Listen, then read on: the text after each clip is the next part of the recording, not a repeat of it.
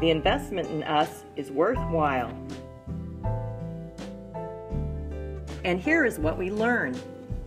Conflict management, high-performing teams, risk-taking, power and politics, managing trends, generational differences, ethical decision-making, strategic thinking and agility, effective presentations. In the 2015 Management Academy, our team learned about the difference and interconnections between the sphere of influence and the sphere of concern. Our mayor, the city's executive team, elected officials, the public, our directors and supervisors make up the sphere of concern. They all create angst for the sphere of influence, and we have no control of it sometimes. I, Lucy Hernandez, make up and work in the sphere of influence. I learned that I have control of my work sphere. My work output and my positive attitude serve to influence not only my sphere, but also other spheres. I am a San Diego City employee, and I am a leader in my sphere of influence. We also learned that to be effective leaders and managers, we must take the time to see things through a wider lens, to get a much greater perspective. A systems thinking perspective, not only of our organization, but also of the entire dynamic system around us. This way of thinking will enable us to recognize organizational patterns, understand the interrelationships that exist in a system, find the best solutions for complex problems, and work together to achieve desired outcomes. In a city as large as San Diego, it is easy to get caught up working in your own silo. Silos lead not to just a breakdown of communication, but it could ultimately lead to the failure of the project you're working on. We work on great initiatives every day in San Diego that demand the attention of numerous employees to work in a collaborative environment. For example, think about the Pure Water program led by public utilities and forging forward with the help of real estate assets, streets, city attorney's office, and more. This innovative initiative, when implemented, will provide San Diegans with a third of our local water supply. How awesome is that? Or what about the Climate Action Plan? Employees in planning, environmental services, economic development, and transportation and stormwater will be responsible for leading San Diego into a sustainable future, ensuring we meet a goal of 100% renewable energy by 2035. So we've touched on the important topics of water and energy independence. Let's talk about something fun.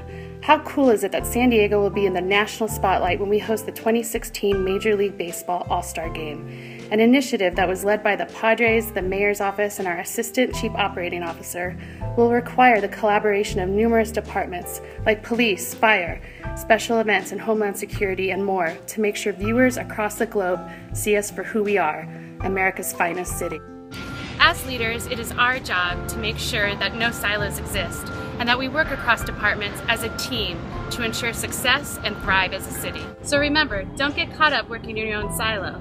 It'll be better for your project and better for the city as a whole. We are One San Diego. Did you know that those of us from Generation X and Generation Y now make up more than 60% of all city employees?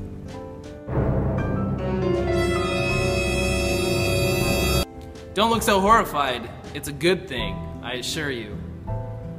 While our baby boomer mentors have shown us how they bring their dedication, sacrifice, and strong work ethic to the city, we Gen X and Yers are tech-savvy, resourceful, and always looking for efficiencies to better serve our city residents. When we learn from one another and contribute our many strengths for the betterment of our organization, we truly realize the value of generational diversity.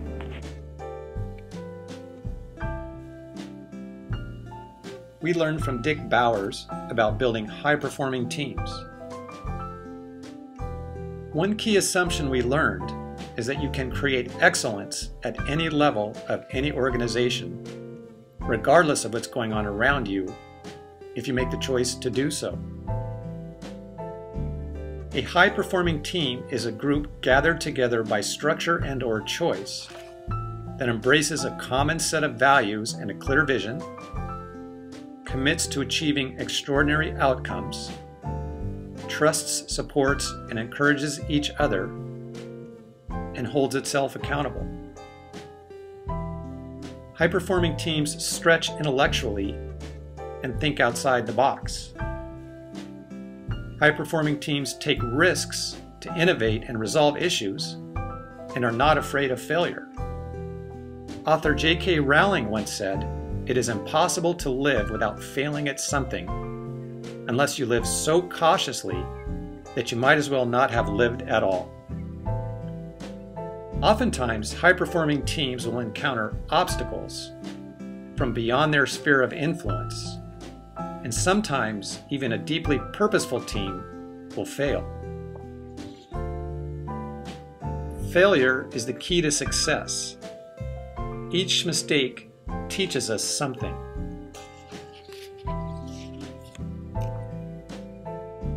On day 5, we also discussed the unfortunate fact that no matter how hard city employees work, they are largely unappreciated by both the public and the media.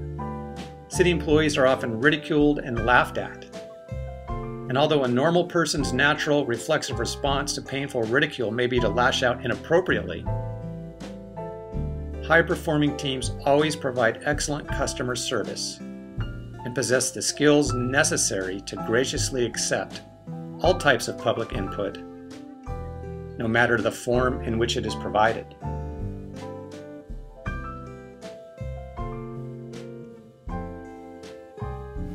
We also learned about ethical decision-making.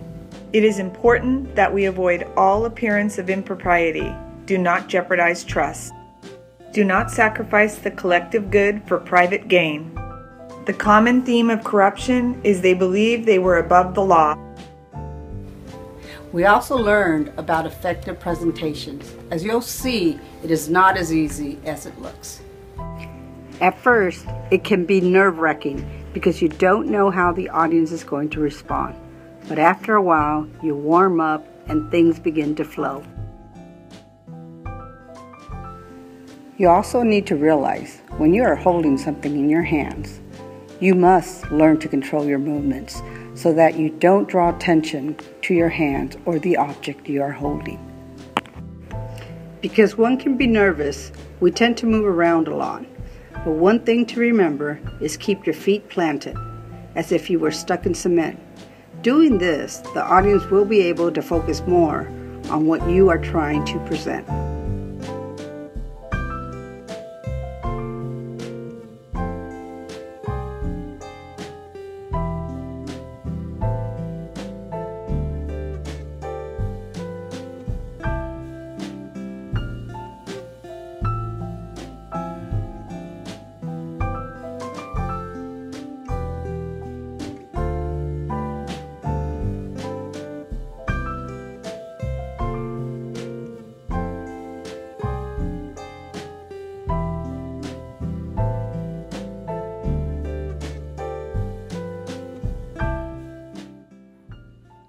The participants in this project hereby waive any claims against the city arising out of their work on the project.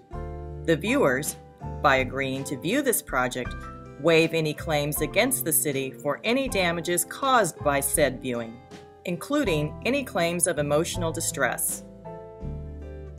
The ideas contained in this project are the sole property and responsibility of the team of participants, unless they are well received by the community, in which case the ideas contained herein become the sole property of the city.